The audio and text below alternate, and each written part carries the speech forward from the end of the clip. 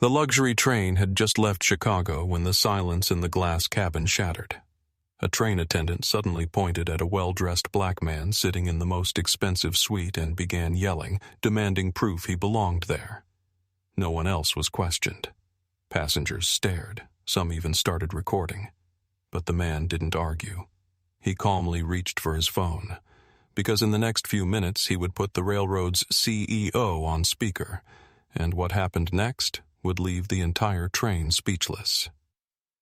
If you believe dignity should never depend on appearances, like, comment, and tell us where you're watching from. Now, let's begin. Morning fog drifted low over the rail yards outside Chicago as the Federal luxury train glided west, its steel body humming softly while pale winter sunlight filtered through the tall glass windows of the premium cabin. Inside the Aurora luxury carriage, the atmosphere carried the quiet confidence of wealth. Leather seats gleamed beneath soft gold lighting, crystal glasses clinked gently, and the faint scent of coffee and expensive perfume lingered in the air.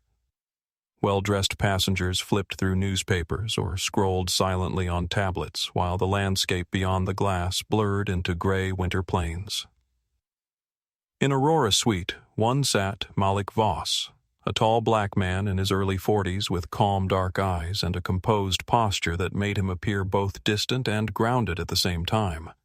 His tailored charcoal coat rested neatly across the arm of the seat, while a navy suit and white shirt gave him the polished look of someone accustomed to boardrooms rather than trains. Malik was the founder of Voss Meridian Group, though no one in the carriage recognized him. Years earlier, growing up in Baltimore, he had learned the quiet discipline of patience after watching his mother endure small humiliations without raising her voice. That memory had shaped the way he moved through the world, measured, observant, careful with every reaction. Malik scrolled through a financial article on his tablet, the headline discussing the struggling Continental Aero Railway network. In a few hours, he would arrive in Denver to attend a meeting that could determine the future of the entire system. His investment proposal, worth hundreds of millions of dollars, might save thousands of jobs. Yet none of the passengers around him knew that the quiet man sitting beside the window held the future of their railroad in his briefcase. A few rows behind him sat Trent Wexler, a man in his late 40s with slick blonde hair and a tan that suggested too many golf courses and private resorts. Trent wore an expensive camel coat and a diamond-patterned tie. He worked in real estate speculation and carried himself with the casual arrogance of someone used to first-class service. As he watched Malik from behind his newspaper, his expression carried the faintest hint of curiosity, mixed with doubt. Then the calm rhythm of the cabin changed. The sharp clicking of heels approached along the aisle. Celeste Wynn, the lead train attendant, stepped into view. She was in her mid-30s, tall and sharply dressed in a fitted navy uniform that made her posture appear almost military. Her auburn hair was pulled into a tight bun, and years working in luxury transport had given her a habit of quick judgments about who belonged where. Some of those judgments had grown dangerously instinctive. Celeste stopped beside Malik's seat. The quiet conversations around the cabin faded as passengers sensed tension forming. Malik looked up slowly from his tablet. Without greeting him, Celeste lifted her hand and pointed directly at him, her finger steady and accusing. "Sir," she said loudly enough for the entire carriage to hear, "I'm going to need to see the payment card used for this reservation." For a moment, the only sound in the cabin was the distant rhythm of wheels striking the rails. Malik blinked once, surprised not by the request itself, but by the way it had been delivered.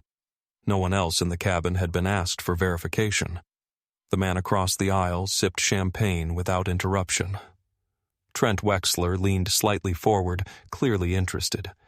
Malik's voice remained calm. "Is there a problem with my ticket?" Celeste kept her finger extended as if marking him for inspection. "This suite is reserved for premium passengers," she said. "We need to verify your purchase." Several passengers exchanged glances. A young woman near the back subtly raised her phone, pretending to check messages while quietly opening the camera. Malik slowly placed his tablet on the armrest. Inside his chest, something old stirred, a familiar memory of moments when the room changed the instant he entered it. The kind of moment where people silently decided who you were before a single word was spoken. He studied Celeste carefully. Then he asked one quiet question. "Have you asked anyone else in this cabin for their credit card?" The question floated in the air like frost. Celeste did not answer. Behind Malik, Trent Wexler chuckled softly under his breath. And in that silence, the entire luxury carriage began to feel colder. The quiet tension lingered in the luxury cabin as the train sped deeper into the winter plains, the steady rhythm of steel wheels echoing beneath the polished floor. Celeste Wynne kept standing beside Malik Voss as if the space itself belonged to her authority. Her finger lowered slowly, but the suspicion in her expression remained. The faint hum of the train filled the silence while several passengers pretended to return to their newspapers, though their eyes continued drifting toward the confrontation. Malik remained seated, hands resting calmly on the armrests. Inside, however, he felt the familiar weight of a moment he had experienced too many times in life. It wasn't anger that stirred in him. It was recognition. He had seen this pattern before in offices, hotels, boardrooms, even charity galas, the moment when doubt entered the room before his name did.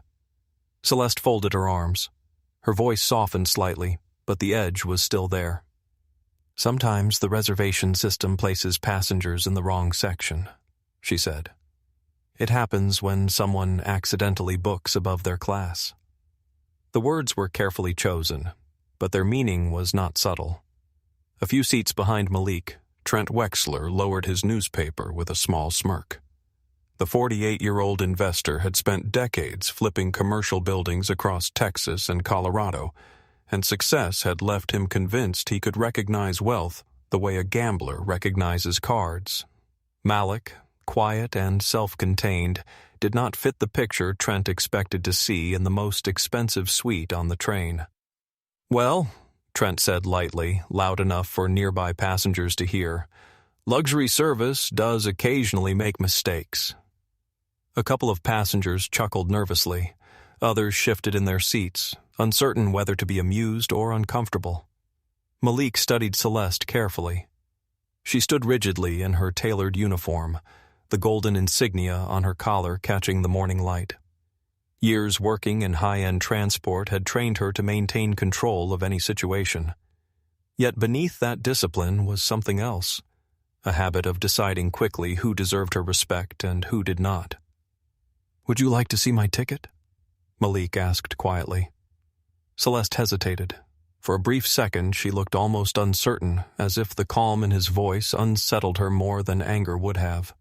Before she could respond, another figure approached from the front of the carriage. Graham Porter, the assistant cabin steward, appeared carrying a silver service tray. Porter was a thin man in his late 20s with pale freckled skin and nervous blue eyes. He had grown up in rural Nebraska and taken the job on the Federal Rail line to help support his younger sister through college. Unlike Celeste, Porter rarely trusted his instincts. He had spent most of his life worried about making mistakes. He slowed when he sensed the tension in the aisle. "Everything all right here?" he asked carefully. Celeste straightened immediately. "Routine verification," she replied. Porter nodded but glanced briefly at Malik, noticing the composure in the man's posture. It didn't match the situation Celeste seemed to be describing. Malik leaned back slightly in his seat. Inside his briefcase rested a folder containing the financial proposal he had spent 6 months preparing. Hundreds of pages of analysis, projections, and negotiations, all focused on one company, Continental Aero Railways. The National Railway Network had been bleeding money for years. Poor management, aging infrastructure, and declining public trust had pushed the company to the edge of collapse. Within the next few months, bankruptcy was almost certain unless new capital arrived. Malik intended to be that capital. His firm, Voss Meridian Group, had quietly assembled a restructuring package worth nearly $300 million. If approved, the plan would modernize rail lines, preserve thousands of jobs, and prevent the federal government from dismantling entire routes across the Midwest. But Malik believed numbers alone were never enough to judge a company. He believed systems revealed themselves in small moments, the way employees treated strangers when no one important seemed to be watching. That belief was the reason he had chosen to travel anonymously. And right now, he was seeing something he did not like. Celeste finally extended her hand again. "Your payment card, sir." Malik slowly opened the inside pocket of his coat. For a brief moment, several passengers leaned forward slightly, waiting. But before he could remove anything, Trent Wexler spoke again from behind. "You know," Trent said casually, "this train runs smoother when everyone sits in the right seat." The remark hung in the air. Malik paused, then closed his coat pocket without taking anything out. Instead, he looked directly at Celeste. "If there's been a mistake," he said calmly, "perhaps the system should be checked." Celeste's jaw tightened. For the first time, uncertainty flickered across her face. And across the luxury cabin, curiosity was slowly replacing amusement. The train cut steadily through the pale winter landscape as gray clouds rolled across the sky outside the wide windows. Inside the luxury cabin, the earlier tension had not faded. It had only settled like quiet pressure in the air. Malik Voss remained seated for a few moments after Celeste demanded his payment card again. His expression stayed calm, but inside his mind the scene felt painfully familiar. Over the years he had learned that the most revealing moments in a system rarely happened during meetings or presentations. They happened in the small places, airports, hotels, train cars, where people showed who they believed truly belonged. Then the sound arrived. At first it was only raised voices drifting faintly through the sliding glass door that separated the luxury carriage from the standard passenger section. But within seconds, the argument became clear enough that several people in the cabin turned their heads. "Ma'am, you'll need to step off the train." The voice belonged to a young male attendant somewhere in the next car. Another voice responded immediately, tight with panic. "But I have a ticket. I already checked in. Please look again." The woman's voice trembled. Malik slowly lifted his eyes toward the door. Across the aisle, Trent Wexler lowered his newspaper again, his expression showing mild irritation more than concern. "What now?" he muttered. Celeste Wynne stiffened. For a moment her focus shifted away from Malik as she listened to the commotion. The argument continued. "I'm telling you, the system says your reservation isn't valid." "That's impossible," the woman said desperately. "My father is in the hospital in Salt Lake City. I need to get there today." Something about the tone of the voice struck Malik deeply. Not the words themselves, but the fear behind them. The same kind of helpless urgency he had heard many times in his childhood when his mother had tried to calmly explain misunderstandings that others had already decided were facts. Malik stood up. The movement drew immediate attention. Celeste stepped forward quickly. "Sir, you need to remain seated." Malik did not raise his voice. "Someone sounds like they need help." "That's not your concern," Celeste replied sharply. But Malik had already begun walking toward the glass door that separated the luxury cabin from the rest of the train. Behind him, a few passengers shifted excitedly. The tension that had once been uncomfortable was now turning into something else. Curiosity. Several phones quietly lifted. When Malik stepped into the next carriage, the scene became clear. A young woman stood near the aisle clutching her phone with shaking hands. Samira Deneen, about 30 years old, wore a dark green coat and a loosely wrapped beige scarf that framed her tired face. Her eyes were red, as if she had not slept in hours. Samira had grown up in Michigan in a close-knit immigrant family. and responsibility had shaped her character early. When her father's health suddenly worsened the night before, she had rushed onto the first available train west.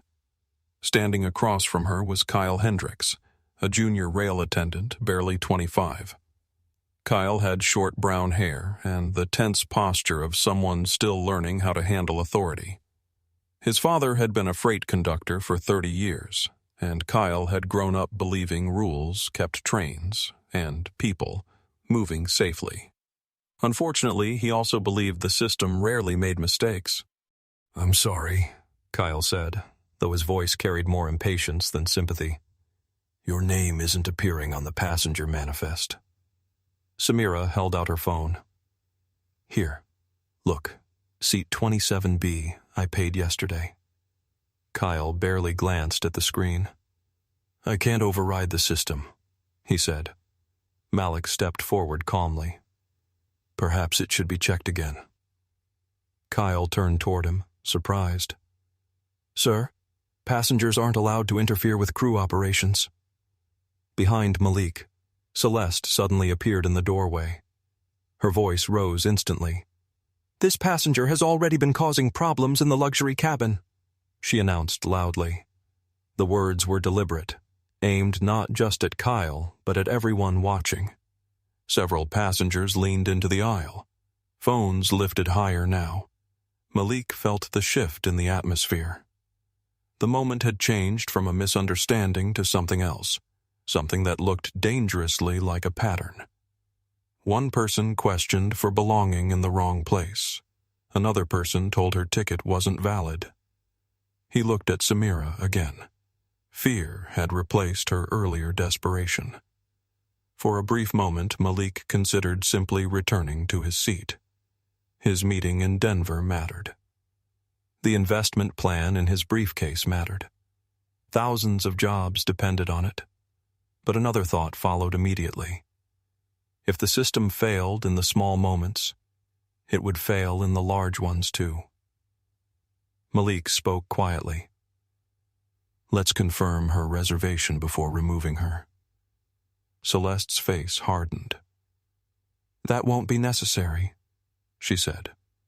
Then she turned toward the communication panel mounted beside the door. Her voice came sharp and clear. "Security to car 3. We have a disruptive passenger refusing to comply."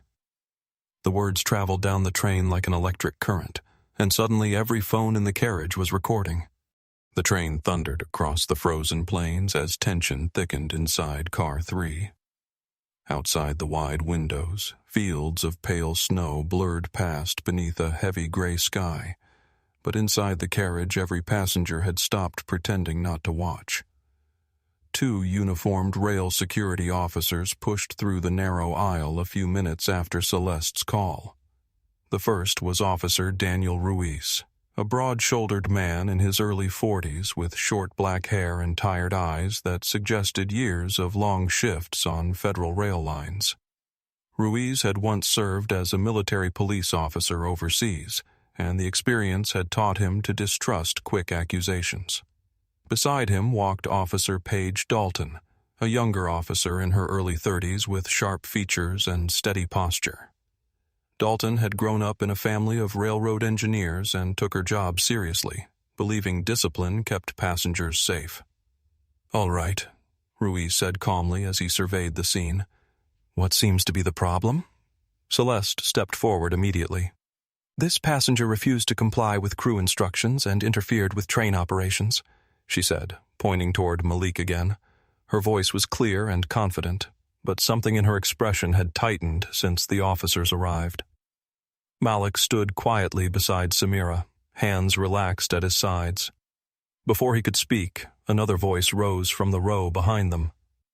"Actually, that's not what happened." The speaker stood up slowly.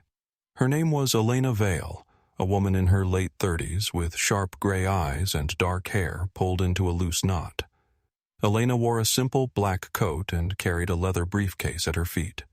Years earlier, Elena had built a reputation as a civil rights attorney in Seattle after successfully suing a transit authority for discriminatory enforcement practices.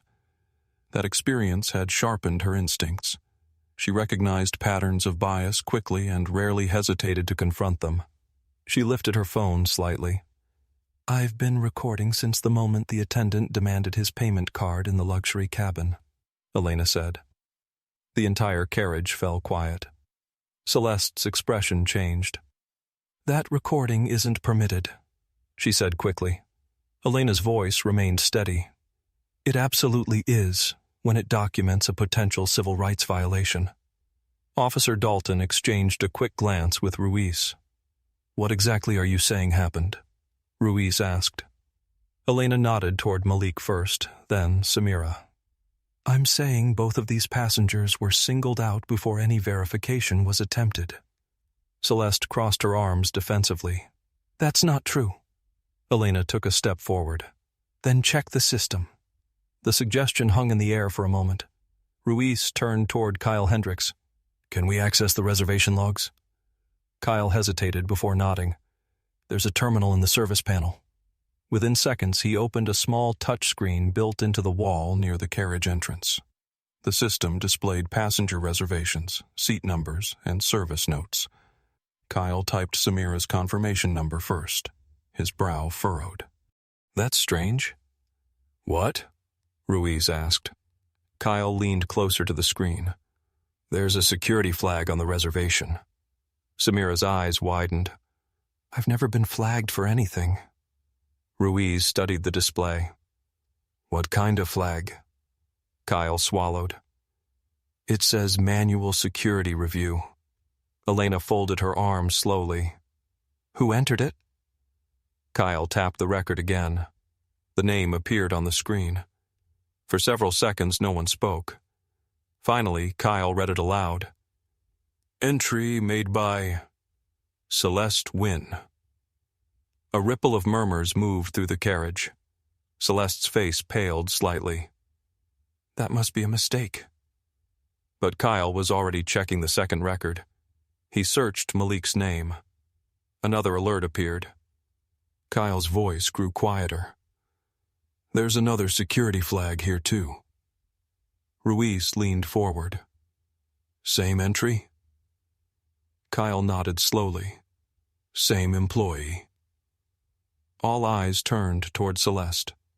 The silence that followed felt heavier than anything that had happened before. For the first time since the confrontation began, Celeste looked uncertain. "I was following protocol," she said, though the confidence in her voice had weakened. Elena raised an eyebrow. "Protocol doesn't allow staff to preemptively flag passengers before speaking to them." Samira stared at the screen in disbelief. "You marked me suspicious before I even boarded?" Celeste did not answer. Malik finally spoke. His voice was quiet but carried through the carriage. "So the system didn't make a mistake." Officer Ruiz straightened slowly, absorbing the implication. Across the train car, passengers who had been quietly recording now held their phones higher. The pattern was no longer invisible. It was written directly into the system, and everyone on the train had just seen it. The train continued racing west across the frozen plains, but inside Car 3 the motion seemed to fade beneath the heavy silence now filling the aisle. Passengers no longer pretended to read or scroll their phones. Every eye remained fixed on the small screen built into the service panel where the system logs still glowed quietly, displaying the 2 manual security flags. The words sat there like evidence carved into stone. Officer Daniel Ruiz straightened slowly and turned toward Celeste Wynn. The authority in his posture had changed. A moment ago he had been responding to a complaint, but now he was examining a problem. "Ms. Wynn," he said evenly, "why were these flags entered before any interaction with the passengers?" Celeste's jaw tightened. "I believed the situation required caution," she replied, though the confidence in her voice had begun to fray. The earlier certainty that had guided her actions now seemed replaced by calculation. Samira Duneen stood quietly near the aisle, her hands still wrapped around her phone. The fear that had filled her face earlier had shifted into stunned disbelief. The thought that someone had labeled her suspicious before she even spoke felt almost impossible to process. Malik Voss watched the scene unfold with steady composure. Years of negotiating billion-dollar contracts had taught him to recognize the moment when a situation crossed from misunderstanding into something systemic. This moment felt exactly like that. Across the aisle, Elena Vale lowered her phone slightly but kept the camera recording. Her sharp eyes moved between Celeste and the officers. Experience had taught her that when institutions were confronted with evidence, they often tried to minimize the problem. A new voice suddenly joined the scene. "Is there an operational issue in this car?" The speaker stepped through the connecting door from the next carriage. He was Victor Halbrook, the train's operations manager, a tall man in his early 50s with silver hair and the composed authority of someone who had spent 30 years working within the federal rail system. Halbrook had started his career as a track engineer before rising into management, and decades of solving mechanical failures had given him a practical, no-nonsense approach to problems. Yet human conflicts made him noticeably less comfortable. Officer Dalton explained the situation briefly, gesturing toward the system screen. Halbrook stepped closer and read the entries carefully. His eyebrows drew together. "Manual security flags?" he murmured.